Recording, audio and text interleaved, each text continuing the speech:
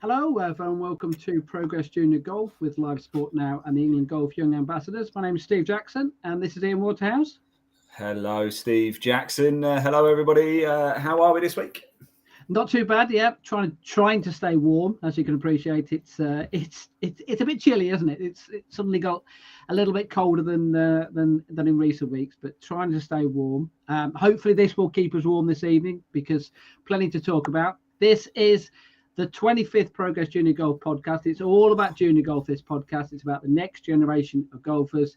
It's about getting more boys and girls playing the game of golf. Now, if you remember, Ian, back to those first two podcasts that we did, they were about the work that we did, both of working in the media within the junior golf industry. Now, the third podcast, that was when we started picking a subject and started talking about different subjects within junior golf. Well, that was about college golf in the US.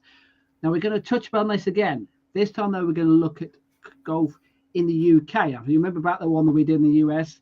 Yep. We had Ladies European Tour professional Megan McLaren was on the show. By the way, congratulations to Megan, who just this last week or so, the Ladies European Tour finished, and she finished as the top Briton on the LET this year. So really well done to her. Won one tournament, missed out on a couple of other wins as well, lost in a couple of playoffs. I mean, how unlucky is that this year? So really well done to Megan though, and hopefully fingers crossed that she'll keep on that form and possibly be somewhere in and about those Solheim Cup standings for next year. But anyway, that's Megan. That's another subject. But like I say, so we covered the US college golf. So let's have a now look at the college golf in the UK, because as we all know, the cost of living crisis at the moment making it more difficult financially, to go over to the opposite side of the Atlantic to study and play. So it might not be quite such an ideal option to do. So what have we got on these shores? So to help us out on the show, we're going to have England Golf Young Ambassadors Emily Furniss and Jen Myers. Emily, who's been to college, been to university in the UK, she went to Bournemouth. So she's been through the process, so she can obviously come with and explain exactly what happened and the things that she went through. And Jen is at the moment, I think in a year's time, next year, she'll be looking to go to university. So she's going through that process at the moment of looking at the options, you see. So we've got a different point of view there. Hopefully she's made it back from Sterling by now to make it on the show. Hopefully. Yeah, we will find out the two choices, which are her main two choices, and they are literally, no joke, they are literally the opposite ends of the country. I've just given you one. I've just given you everybody one. Yes, so Sterling in Scotland. So think south, and you're probably going to go about as far down way as south. you can, way south. So those two options which she's looking at. Now, also a friend of yours is going to be on the podcast. We've got pre-recorded interview with 2020 Pro Tour co-founder Chris Hanson. He went to college many years ago, it has to be said, to Myscow College in Preston. You're brave, Steve, saying that. Well, no, he said it, not many me. Years ago. Look, at the end of the day, he's had a very successful career as a professional golfer, played on the European Tour, and then has obviously since gone on now to co-found the 2020 Pro Tour. So, and he talks very much about how his college golf, not only did it help his golfing career, but also helped his business career as well. So fascinating talking to him. We're going to get his thoughts as well. And we're also going to hear from Aspire to Be Academy of Sport Head of Performance, Jake Richardson. That's basically, they are University of Warwick, they're based at Coventry. So obviously we're going to hear some of his thoughts on the kind of issues that they look for, the kind of people who they look for, they want to join their college course. So slightly different angle there. Right, that's going to be the podcast. Steve, before we get on, a bit of housekeeping for everybody as well. Don't forget, we are live across social media on Facebook, YouTube, Twitch, Twitter, LinkedIn. Do get your comments in as well. The live chat is open. Best place to do that is Live Sport Now on YouTube. There is a link in the body of this broadcast. So if you're watching it, head on over.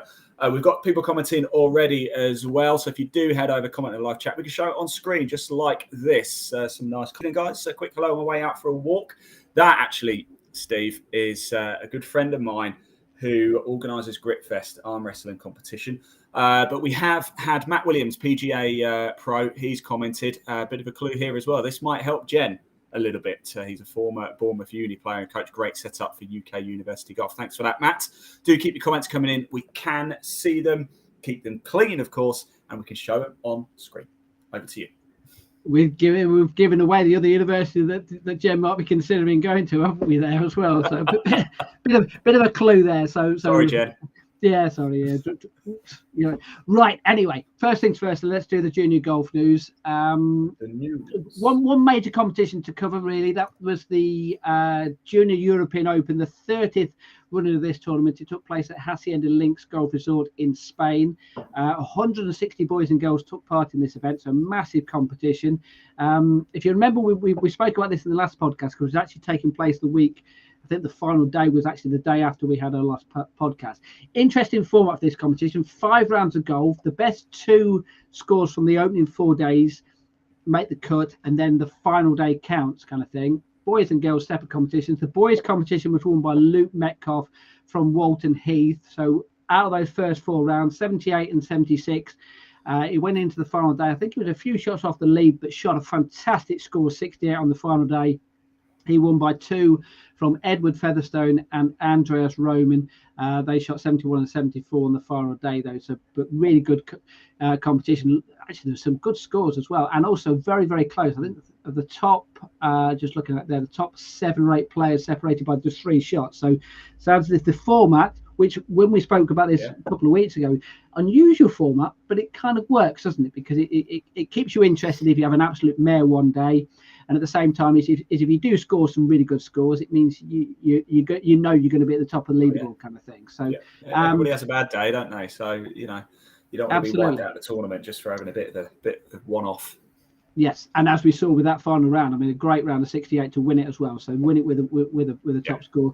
Girls competition. Now this is the interesting one because youngest ever winner of this competition, 13-year-old Sophia Clafton from Wallasey Golf Club. Her score 74, 79 and 76 on the final day. She won by 3 shots by someone who we know very well. We covered her winning one of the Fowler Series events last year. Lily Rose Hunt finished second in that competition. In third place, actually was leading after the joint leading after the opening round was Katie Stevens. So well done to everyone who played in that competition over in Spain. Katie Stevens, by the way, she's played 2020 Pro Tour. Is that right? Yeah, there you go. Right. 3 other stories then to tell you about. Three hole-in-ones to tell you about. 3 slightly different hole-in-one stories to tell you about. First one then, and what about this? I think we might have a scorecard here to tell you to illustrate how good a round of golf this is. North Berwick, I take it. That's the boy. Yeah, the North Berwick Golf Club, a golf course which I played, and not an easy golf course. How about that for a scorecard? Jack McDonald with a 10 under par 61, opened, as you can see there, 8 consecutive threes. Then he parred the 9th hole, so going out in a mere 7 under par. Started the back 9 pretty well, got a hole in 1, then pars all the way in, and then birdied the last hole. So what a fantastic round of golf there from Jack McDonald. Absolutely, yeah. Right, another hole in 1 to tell you about. This one is on the DP World Tour. Teenager though. Northern Ireland teenager Tom McKimbin, who struck his hole in 1. It's just his second ever event playing on the DP World Tour in the South African Open. Now, I know you love to talk about your live golf and everything, but he's from the same golf course as someone called Rory McIlroy. You might have heard of him. He's done quite well recently. Said a few things about a few golf tours, but anyway, there you go. But anyway, from the same golf tour. I hope, by the way, let me just clarify. I am a fan of the PGA Tour and European Tour as well. By the way, I'm also a fan of live golf too. Yes. I'm just a fan of golf. Absolutely, and you're also a fan of Rory's as well. Anyway, that hole in 1 came on the 11th hole there, so well done to Tom. Right, finally though, let's leave the best story till last then, because this, not just 1 hole in 1, 2 hole in 1s on the same day on the same golf course. 12-year-old Alex Roberts, he hit a hole in 1 on the 8th hole at the Mendip Golf Club, and then repeated the feat on the 12th hole, so on the 250-yard 12th hole. So 2 hole in 1s on the same golf course. And also, I love this photo for lots of reasons, but his hat, right? Now, if you read his hat, flag, doesn't he? Well, if you read his hat kind of thing, it might look a little bit dodgy, the wording there. Now I can say that it isn't arseback. It's like baseball or something. It's Barsback. It's a golf club. I think it's a golf club over in Scandinavia somewhere. I think it might be Norway or Denmark or Sweden or somewhere like that. So he's obviously played his golf overseas as well. But well done to him. The Mendip is a golf course in Somerset. So really well done there. Do you know what the odds on that are? Do you know what the odds on that are? 2 hole in ones? Well, around about 40 million to 1. So not too bad. Very long. Very long. Absolutely. I don't know what they are. Just if anybody knows, comment below. Yes. Now, it's something which I've said on a few occasions with the news in recent weeks. Not too many competitions to talk about because obviously this time of the year, there has been some, and we ought to mention as well. And this we'll go into a few more details perhaps a little bit later on. The next podcast, the last one of the year, we're going to be talking about winter golf. So we're going to be talking about competitions you can play over the winter, some of the things you can be doing over the winter. So we're going to be touching upon that subject. But that's for another podcast. That ends the news then for this week. Let's get on to the podcast this week then, because we're going to be covering college golf in the UK. Let's get our live guests on. So we've got England Golf Young Ambassadors Emily Furniss and Jen Myers. Ian, you're going to leave. I'm going to bring him in. I'm going to leave you to it. I'm going to say bye because it's about time we spoke to some proper guests. I'm delighted to say we've got Emily and Jen, real guests. So I'm gone. Some intelligent people. We're lovely to meet some intelligent people. So, right. Good evening, ladies. How are we this evening? I'm really good, thank you. Good. Yeah. And you're okay, Emily? Yeah, good, thank you. Right. Okay. So let's get straight on with them. So we're talking about college golf in the UK. So Emily, you've been through this process. You went to university at Bournemouth, I understand. Is that correct? That's correct. Yeah. So just give us an idea of the reasons why you did that, and what did you do at university?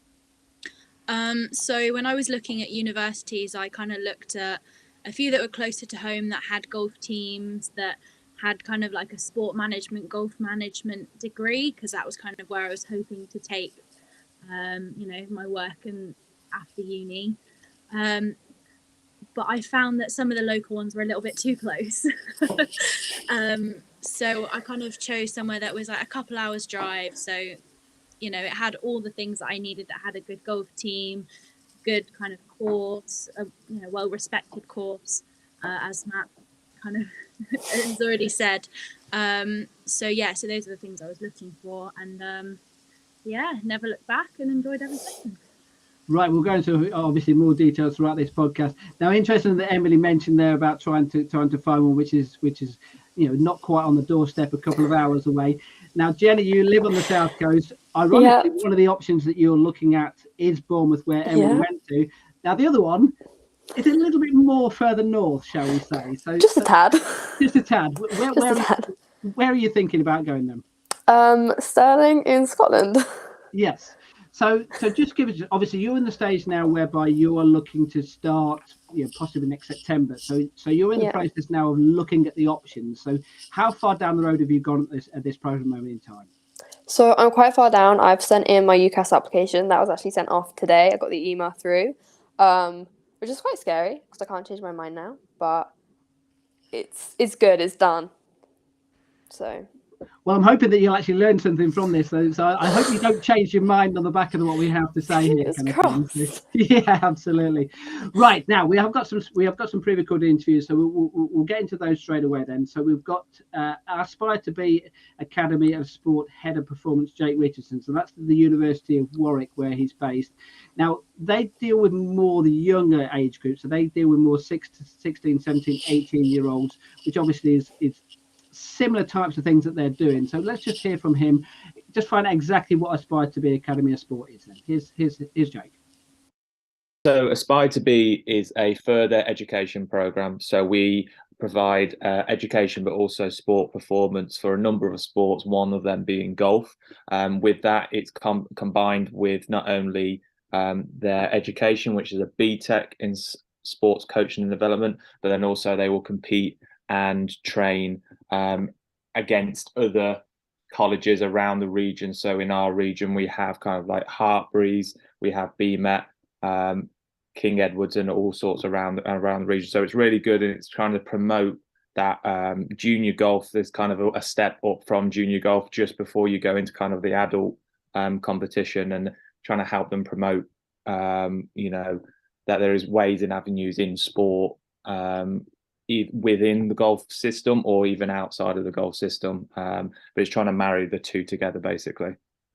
And marrying the two together, also that involves sport and also education as well. So just explain about how that works.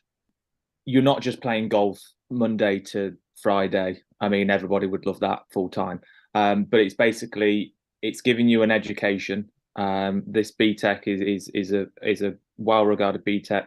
And what that basically does is means, let's say, for instance, you want to go into golf management or you want to do something within sport. It gives you the tools in order to then, you know, how the best way to describe it, gives you the tools to then progress throughout the world. And it's a qualification at the end of the day. So it doesn't necessarily mean that you have to do something within sport or golf if you decide that you want to go off into a different direction. But it's making sure that it's 50-50. It's your performance and also your education as well. And if you start slacking in your education, then, you know, then your performance on the golf course will slack as well. So we make sure that each go hand in hand at the same time. So you can't slack off one rather than the other. What type of students are you looking to attract? I would say there's kind of three key areas that we look for when we're trying to recruit students. One being obviously performance. So they've got to be, you know, at a high level or performing at a high level, whether it's county, national level golfers. The second would be their education. So we want students that are self-driven. You know, they want to get on with the work because it's a BTEC, there's no exams. So it's all kind of in their time. So they have to get the assignments in on time. But then also it's personality as well, which is a key one that we look at. You know, are they willing to learn not only in the classroom, but also on the golf course? You know, personality with regards to how are they around other students, because they're going to be involved with other students, not only golfers, but male and female footballers, basketballers. So there's a whole range of different personalities and experiences, and it's how those three merge into one. Because if let's say we have a fantastic golfer, but education is lacking and personality, they just, you know, they're maybe arrogant or they don't want to be here and stuff, then we'd rather take somebody who's got a better attitude towards learning than somebody that may be, you know, in the top percent. I think you've got to tick all three boxes in order to kind of, for us to look at you, basically. So that's obviously Jake Richards from Aspire to Be talking about the process that when they're looking for students. Just going back to when you applied for it, Emily, obviously he talked about the golf and the education side of it and the kind of student they were looking for. Is that something which you were wary of when you were trying to get yourself into these colleges? Yeah, I think it was. I kind of the places that I went to, I spoke to both kind of like the education and the course managers, but also like, you know, the golf team organisers and people who I'd be part of the squads with, because I knew it would be important for me to gel with those people as well as keeping my grades up. So yeah, it definitely was, but it was kind of nice because where I am now, the guides kind of reminded me of my college, so I did as well. I did sports performance and excellence, so it's quite similar, really. And yeah, so it was just really good. Kind of reminded me a little bit of home, and yeah, everything kind of balanced nicely. And when you heard that, Jen, and you heard what Jake was saying there about the kind of things which was going through his mind when he was looking at the students, is that something whereby you were wary of when you were applying, you know, which has only been very recently? Yeah, definitely. It was, you kind of have to find somewhere that you know you're going to do well in. You can't go somewhere you're going to be uncomfortable. So making sure that everything fits is definitely important. And also, how much do you emphasize the golf side of it? How much do you emphasize the education side of it? And or is it trying to get the balance between the two? It's definitely trying to find a balance. I'm more academic focused than I am my golf. I know that I wouldn't want to go on tour. It's something, I love golf. I want to be a really good amateur, but I would never want to go on tour. So academics was always more important to me to get like a good career. And was that similar with yourself, Emily? I know that you initially you were considering possibly going to the US, and I think you had a bit of an injury whereby that made it impossible. But was the golf side of it, was that more important than the education, or was it trying to find the balance like Jen was? For me, after during my recovery, I really had to focus on my academics, and I realised that I'd never be pro, so I really did need to focus on that to find a career where I knew I could still enjoy myself. So I kind of wanted to go into something golf wise, but I knew I had to work really hard to get there, and I know that hard work has actually resulted in me getting a job, so I know it's all paid off. Yeah.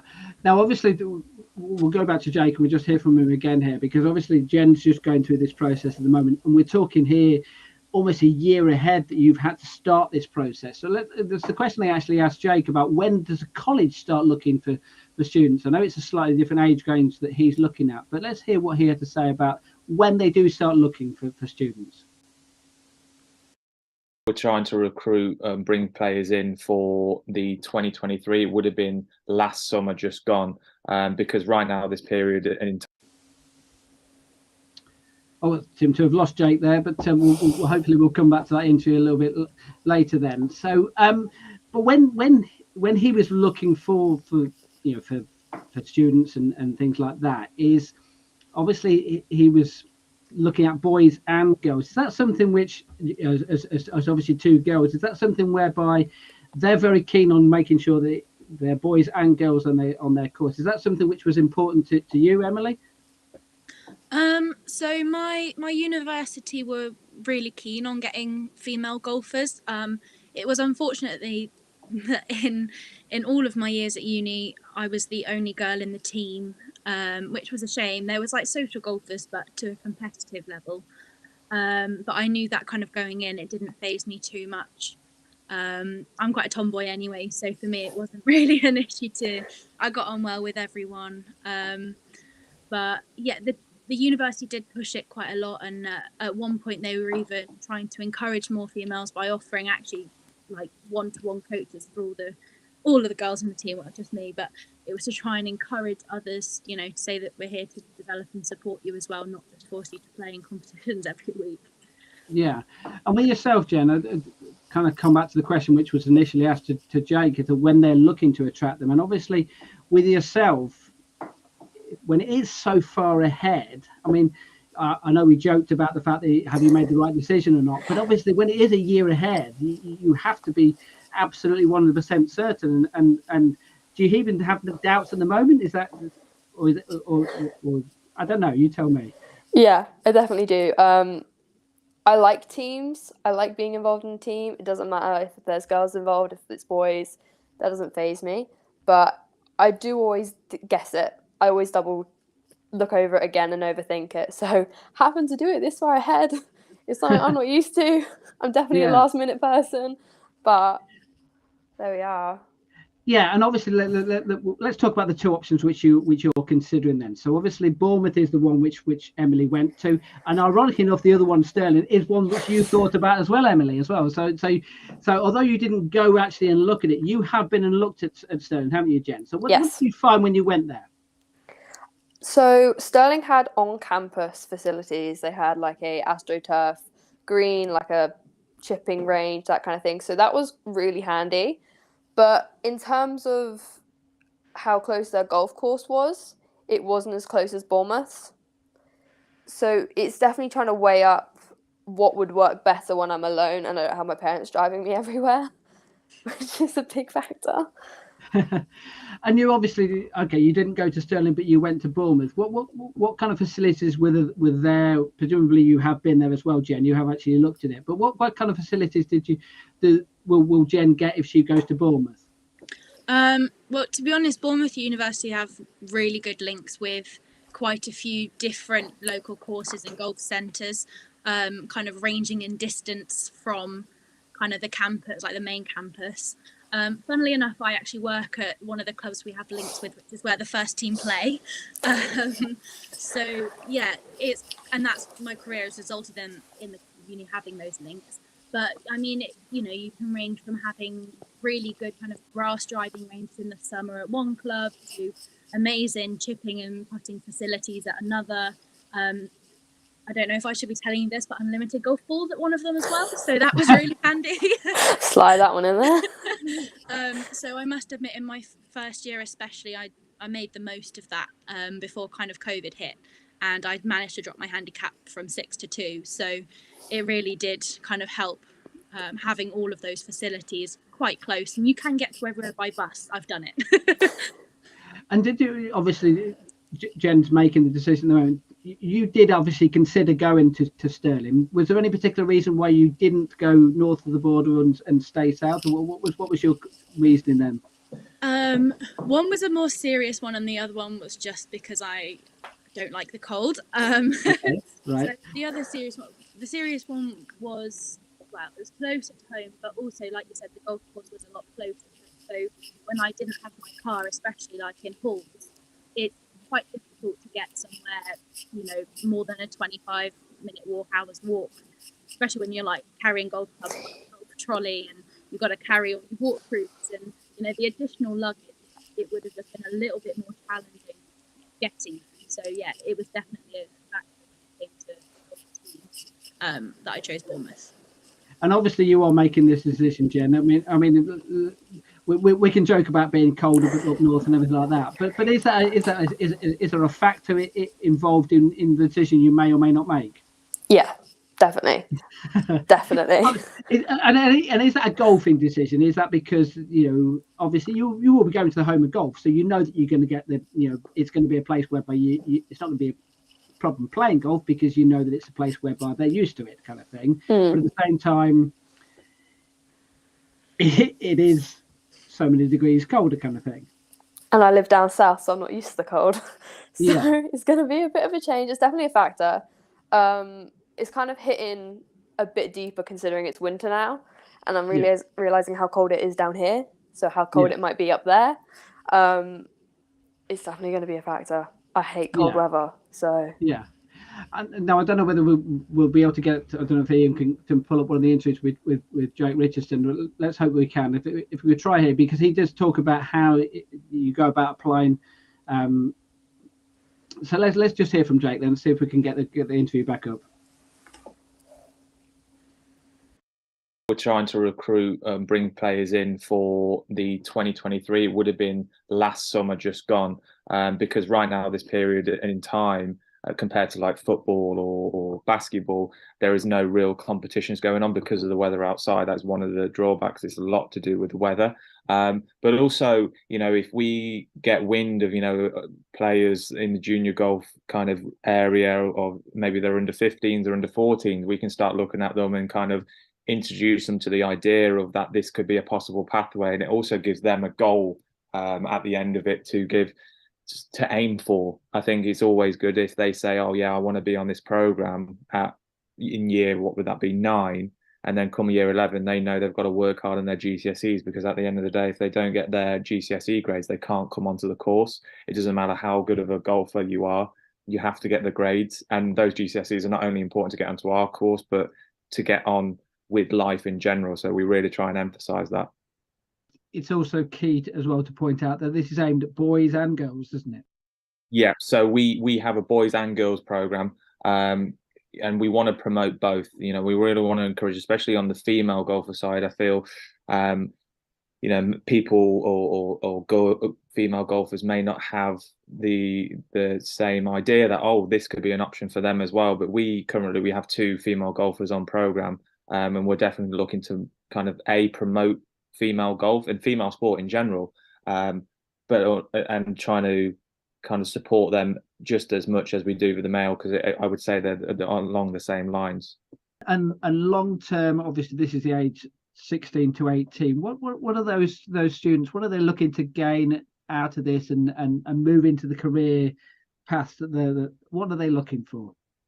So I think there's a load of different pathways they can kind of go down. I think it depending on some students that we have come in, they start off with and they don't really know what they want to do, and it's our kind of job to kind of help them discover what those pathways are, whether it's going down kind of the playing route. So if they're performing highly, we'll support them with that and we'll help them support with their work.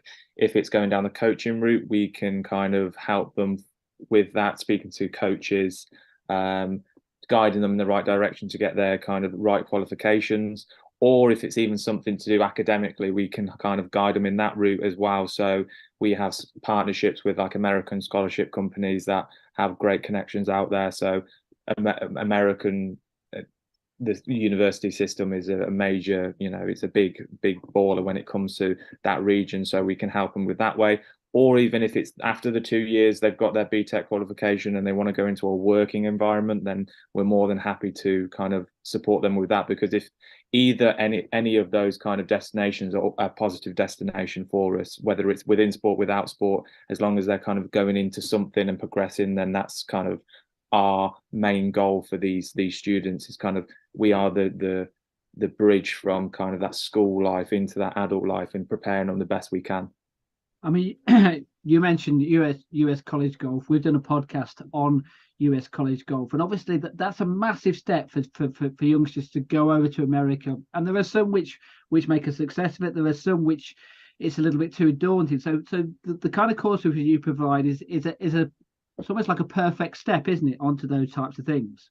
Yeah, definitely. I would definitely say with us, it's like I say, it's a stepping stone, and it's nicely kind of guides you into that academic life where you go from school, which is structured from 9 o'clock till 3:30, 4 o'clock, and you know where you've got to be. Whereas in the college, it's a little bit more relaxed, but you still have to be in at certain times. And then when you come to kind of that college or university life, it's kind of, if you don't get the work done, you're not going to have your professors chasing after you. You'll just fail at the end of the day. So it kind of gives them the independence that they need to, prepare them the best they can. And I think as you get older as well, I think you need to understand and learn, not everything's going to be set out for you in a schedule. It's got to be, you've got to make your decisions for you at the end of the day. And that's what kind of we try and guide them as best we can.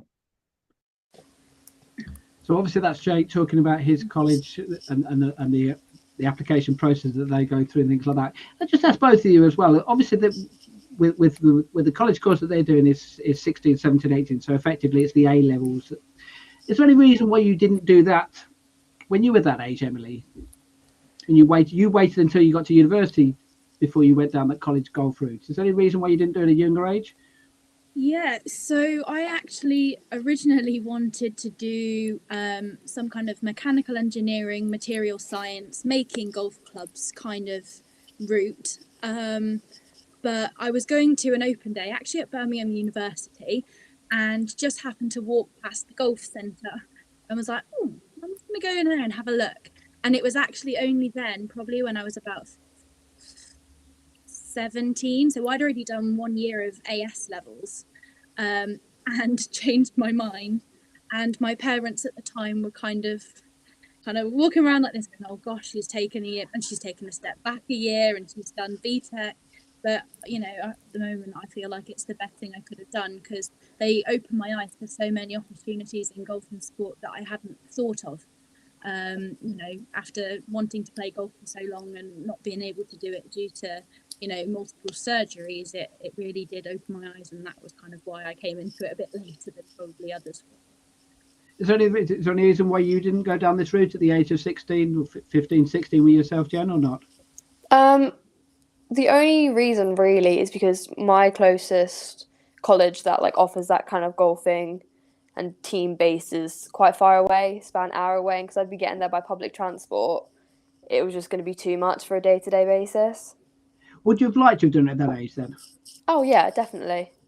Yeah, definitely. So the fact that you've having to wait a couple of years, presumably you're doing A levels at the moment, is that correct? I'm also doing a BTEC. Oh, okay. So eventually you'll get to that stage, and obviously, right. Let's just hear the last part of the interview then with Jake about the Aspire to Be Academy. Then exactly how do people apply to it? Then let's just hear exactly how people do that.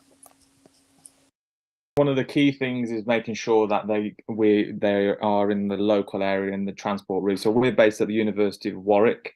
So with that, it means transport routes are really good for buses. So in that local area. We practice at the Warwickshire Golf Club, which is a lovely course, which is really good. And if parents or students want to apply, if they go onto our website, Aspire to Be golf.co.uk. You can click on the college and then go on to golf, and then there'll be an option to kind of register your interest, but also book a discovery session, which basically means you'll book in either over Zoom or come in person. We'll kind of show you around the campus, so to speak, and kind of give you more information about what the program is all about. And also, it's good to learn what the student and parents are all about as well. So it's a good to get that one-to-one, face-to-face interaction. You're almost a year in advance that you're looking at students. Is there almost like a cut-off date? I would say the earlier the better. So let's say there's somebody out there watching this podcast right now that wants to get involved and thinking, oh, this sounds good. If this is an option for you, I would say book in a one-to-one, see what it's all about, and then if your grades are going well, there's only so many things we can predict with predicted grades and stuff. But if we are confident that you're going to get those grades, we would be more, and your scores and you're high performing at golf, we would love to kind of get the process started earlier than later. But I would say probably the cut-off date for, let's say, for our 2023 recruitment would be probably the end of April, May time. So then we can just get things in process with regards to like kit, getting them enrolled and all that type of things as well. And as far as the course is concerned and the competitive golf that they play, you play against different colleges as well, don't you? So there's that competitive element that they have during the time. Yeah. So what they'll do, so that right now they'll have practice on a Tuesday and a Thursday morning for 3 hours at the Warwickshire with our golf coach. And then on a Wednesday, they will have their competitions. So normally the competition starts in September, and then they'll have a break from, I believe it's the end of November time, so around about now, until about February time. So there's that period of the winter period when, golf courses are very hard to kind of play on.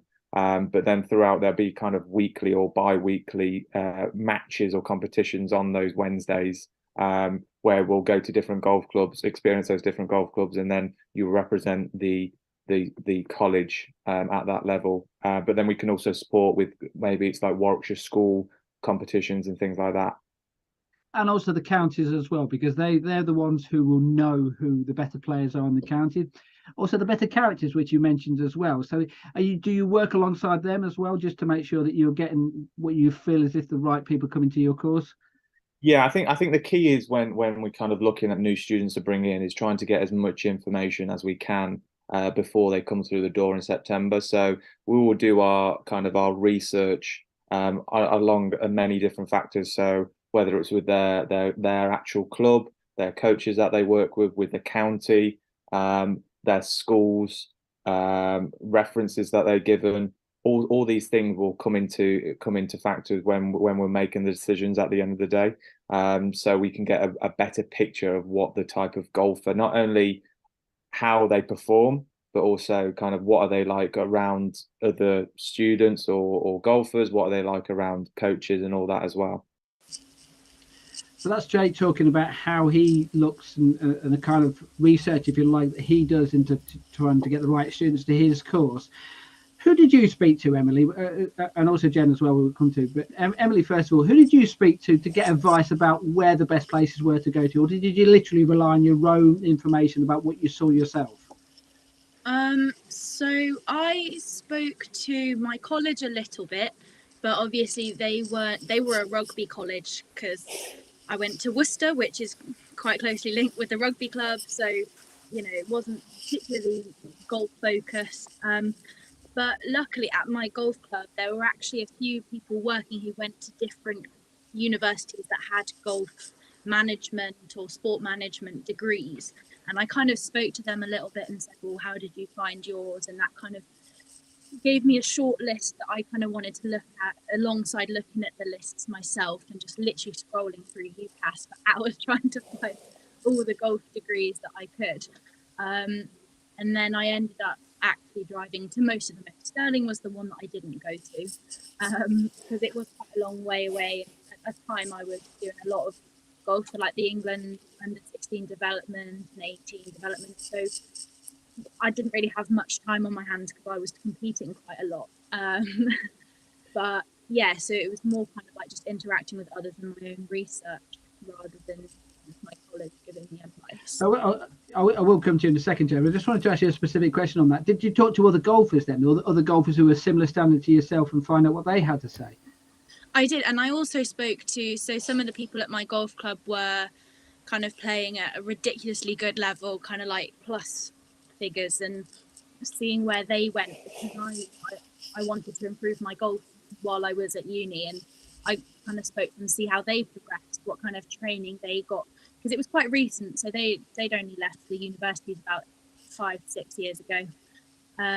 So it was quite close. So I got to see roughly what they were doing, and that probably helped me more than anything else, because I knew their personalities and I got on well with them. So I figured if they got on well there, then I would have felt the rest of the work ethics and stuff as well. Now, obviously, you're a young ambassador, the same with yourself, Jen. I don't know whether you spoke to Emily about this before this podcast, but who have you spoke to, and which advice have you got from different people about what kind of options that you might do?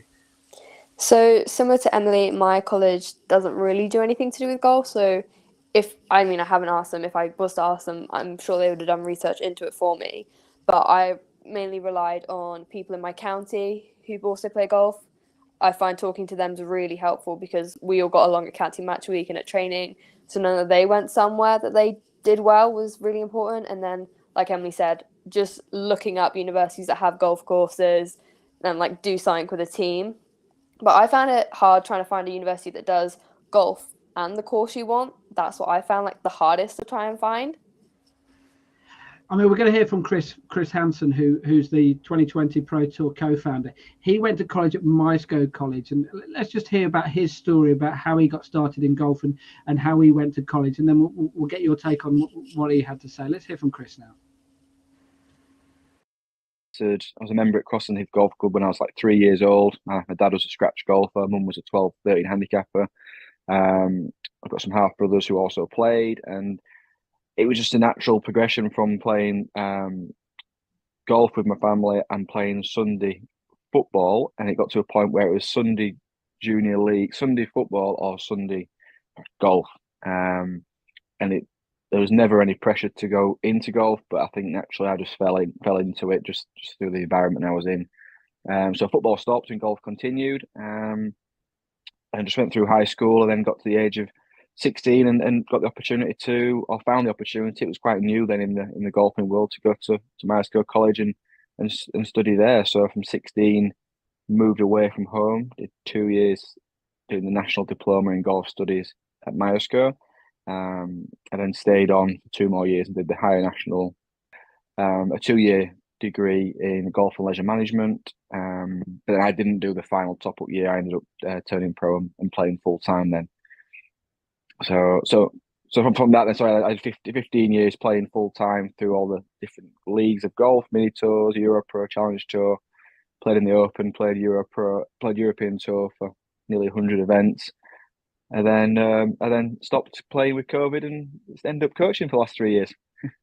So I saw this tweet with yourself. I'll gloss over the fact that you were talking on a different podcast when you put this tweet out, kind of thing. But you said about how important that your time at college was to your career. So just explain why that was the case. Yeah, so I think for me personally, at 16 years old, and if I had just gone to it was at Huddersfield New College, I probably would have gone to and done maybe a sports course. But the access to play golf wouldn't have been the same. Obviously, Myerscough, I was living on site. There was a golf course on site. The facilities were on site.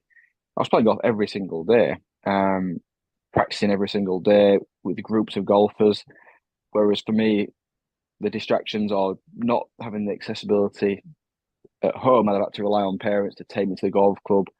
Dark nights, you couldn't do it through the winter, whereas at college you were there all the time. You're doing your lectures and your studies, but you had, if you wanted to make use of the time you had available, it was there to be taken.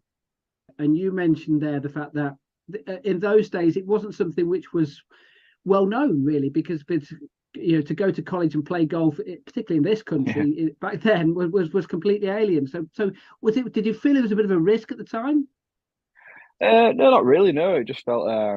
I think there was a college, Morley Hayes. I think we played them in a college match once. I think they were doing something similar. But no, not a risk at all. I enjoyed playing golf, and I wasn't particularly that academic either. And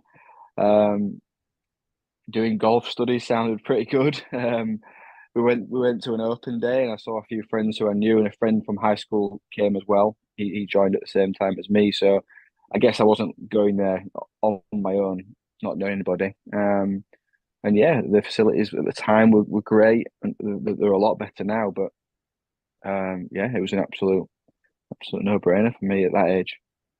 You're the example, if you like, or one of the examples of someone who has gone through that system and then gone on to play at a higher level. How much did you actually learn when you were there about how to progress as a golfer and be a better golfer?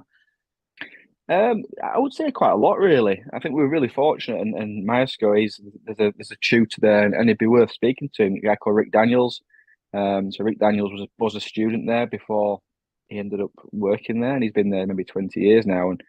And if it wasn't for sort of the way he inspires the students and runs the college, and it was the first year I started, he launched the Prospects Golf Tour, and we used to play 20 events throughout the academic year around the country and travel on a coach and play tournaments and have an order of merit. And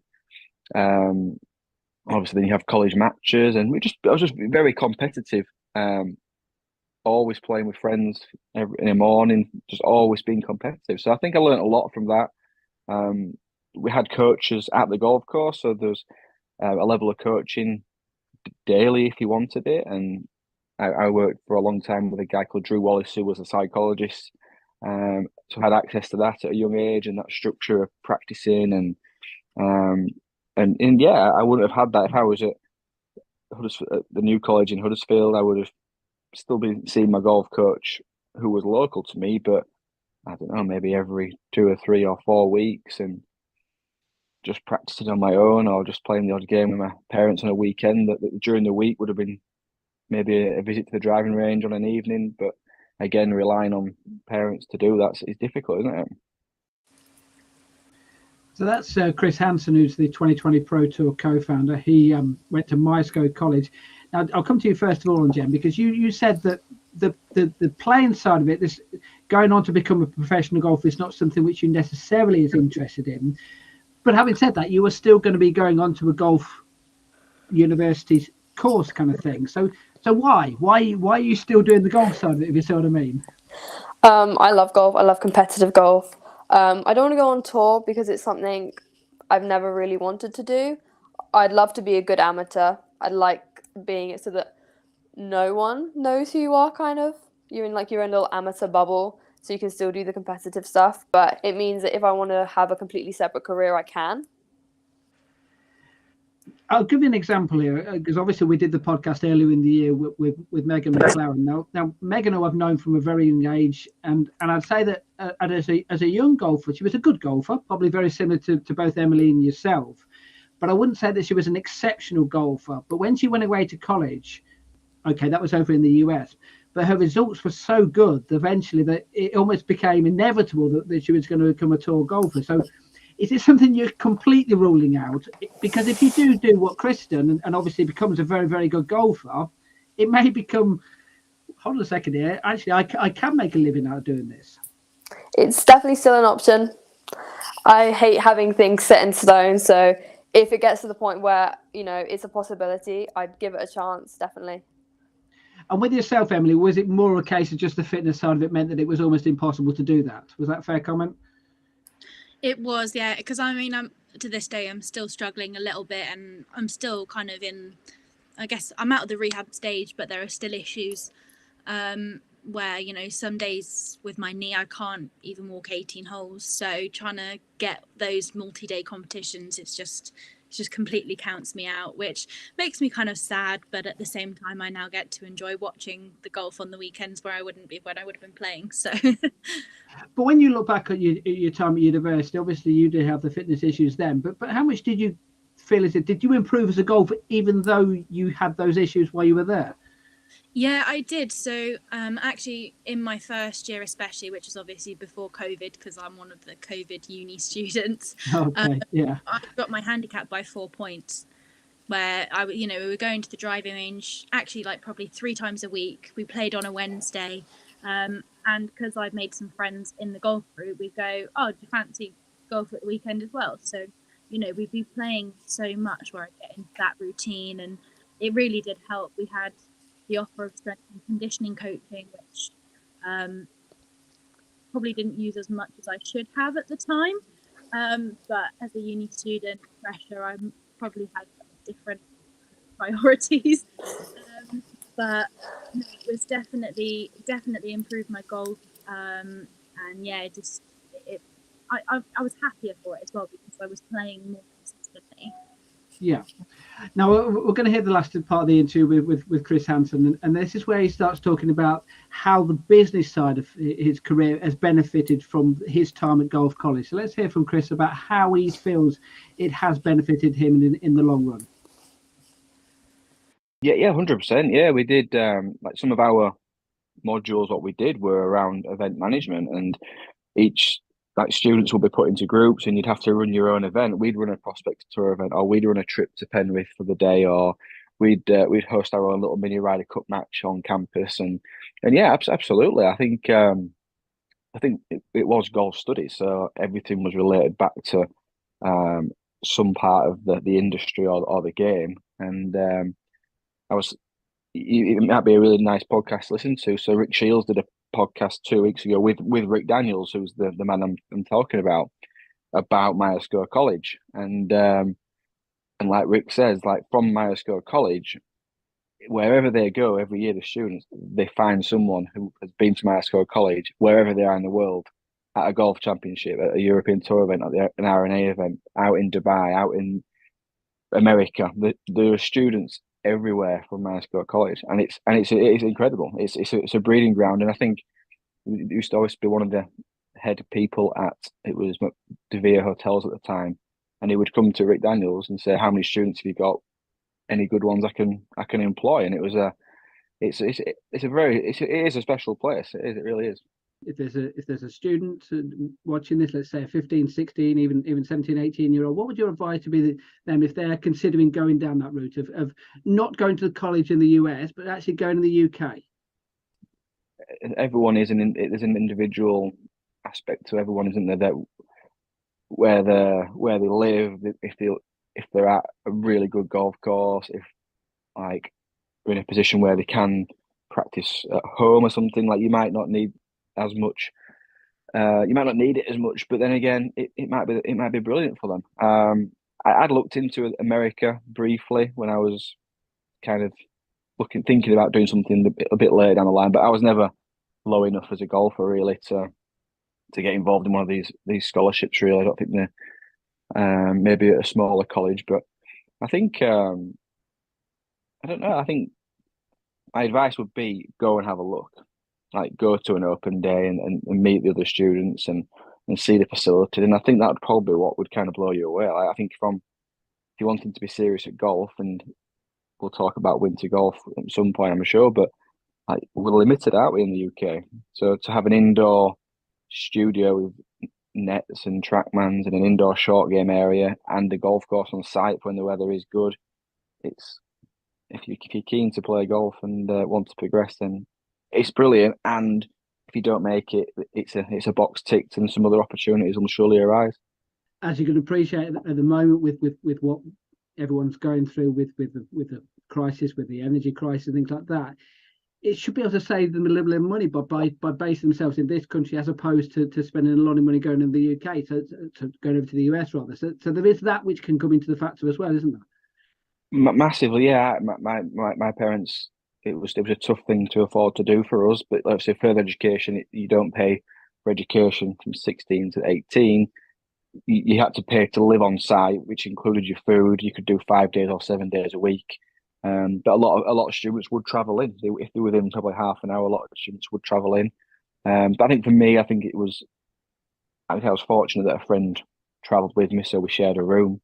So it maybe wasn't as daunting as it might be for some people. But my best friends in life are 5 people from that college. They're the only people I speak to.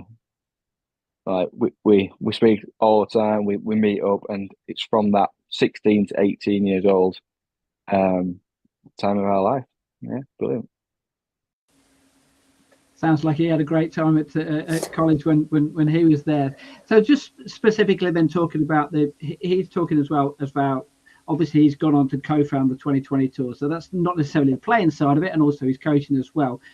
I'll go to you first then, Jen, because obviously you're looking to do this. If you're not going to become a player, then what kind of thing would you like to develop and stay in the golf industry? What would you like to do? So I'm looking into golf broadcast journalism. Okay. So being good at golf would help. So how do you think by going to college is going to help that then? I want to get a good degree, so I'm looking at the multimedia sports journalism course at Bournemouth and then the media and film course at Stirling. But I want to keep my golf going, and I think being good at the sport you want to specialise in a career is important because it shows that you have the knowledge of it. And with yourself, Emily, what was your thinking as well? So I originally was doing like events and stuff because I started volunteering when I couldn't play, and I worked a lot in the event side, doing the Young Ambassador program. I found my love for events, but actually as I kind of came through my degree, I found other areas. So now I work as in golf operations at a golf club, and I'm actually in line to do a kind of further qualification in golf club management. So it really did kind of open my eyes to the different areas, and I do still have a love of events though, so it's worked quite nicely because we're hosting an RNA Open Qualifier. So, yeah. So when you were at college then, is that the kind of thing which, as you were going along, you were thinking, actually, this is something which I would prefer to do? Yeah, definitely. I mean, we did a consultancy project for the Golf Foundation, and there were aspects of that I really enjoyed, and there were some aspects that not so much, as you'll find in everything you do. And I actually picked up on these certain areas I really enjoyed, and this job came up, and it was all of the areas that I enjoyed from that project, and the types of communications, working with certain types of people.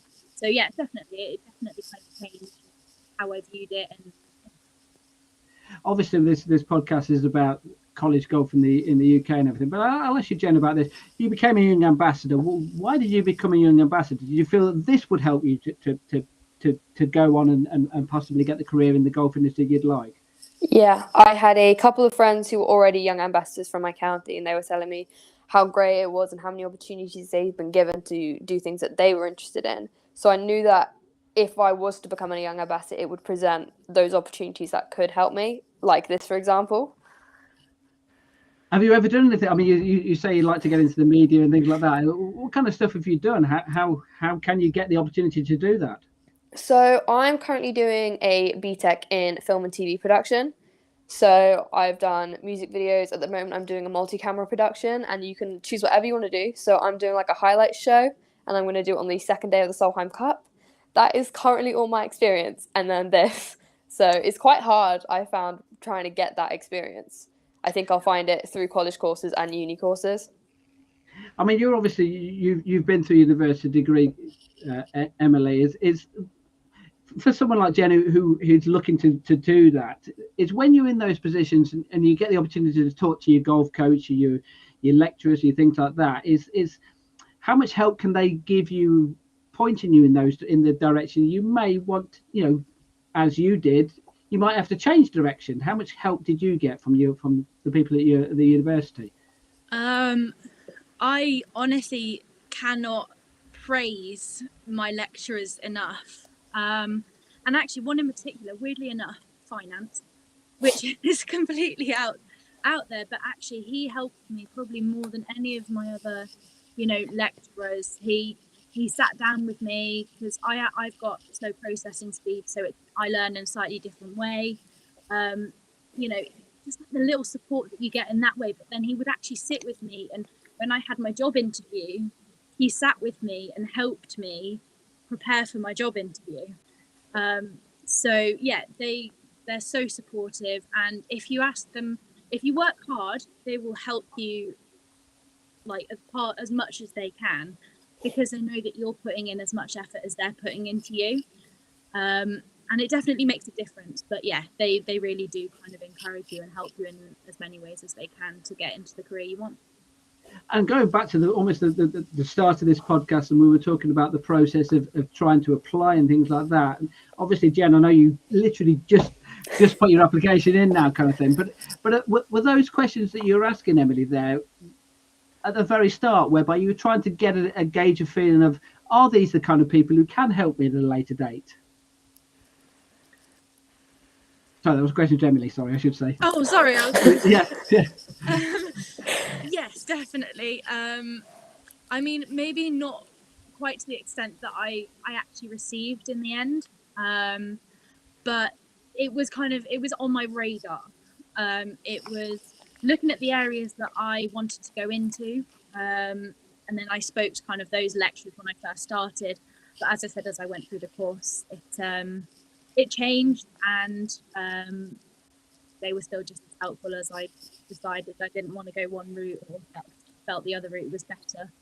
But yeah, it was definitely on my radar when I started. And obviously with you, Jen, I mean, you need to speak to some journalists more often, and people who might know about how to get into the media industry. I mean, obviously you've gone down the golf route. You're trying to go that. Have you actually spoken to people within the media industry as well? Yeah, so I have spoken to a few people, not as many as I probably should have done, but I have done a few. And which area are you looking at? Are you looking at radio, TV, social media? Are you looking at newspapers, magazines, or can it be the whole thing? So I'm more interested in TV because I love cameras, editing, lighting, everything to do with TVs. I just love being on set. But podcasts I enjoy as well because I like talking, but that kind of thing. I'm not very good at writing, so I'm pretty sure I'd avoid magazines and newspapers. Okay, all right. Well, we might get Ian back up on screen. Obviously, Ian knows his media. He's obviously does his TV productions and things like that. You see, so perhaps he might be able to. Perhaps you might be able to help Jen get into the industry. And who knows? I'll tell you what. We always want people to come join us out. And we've got some big news coming up. I can't reveal it yet. I'm under embargo, but we've got some big news for 2023, of course. So, Jen, we'll have a chat. Perfect. Right, now, obviously, this pretty much wraps up our podcast. We've been covering college golf in the UK. Really appreciate Emily and Jen coming on the show and obviously giving their opinions of the process that Emily's been through, the process that you're going through at the moment, Jen. Big thanks as well for Chris Hanson as well. Chris will be back on the next podcast as well, because we've got some interviews with him talking about winter golf, and that will be the next podcast. We're going to get another England golf ambassador coming on for the next podcast. That's on Wednesday, the 21st of December. Then we're going to have a little bit of a Christmas break, and then we'll be into the new year. We'll be looking at lots of different subjects in the new year. Also, massive thanks as well to Jake Richards from Aspire to Be Academy of Sport from the University of Warwickshire. And massive thanks to Ian as well for looking after us, even though his internet has been as bad as mine has been. Honestly, I don't know what's going on tonight. I'm sorry, guys. It's normally you, Steve. Normally you. But a nightmare tonight.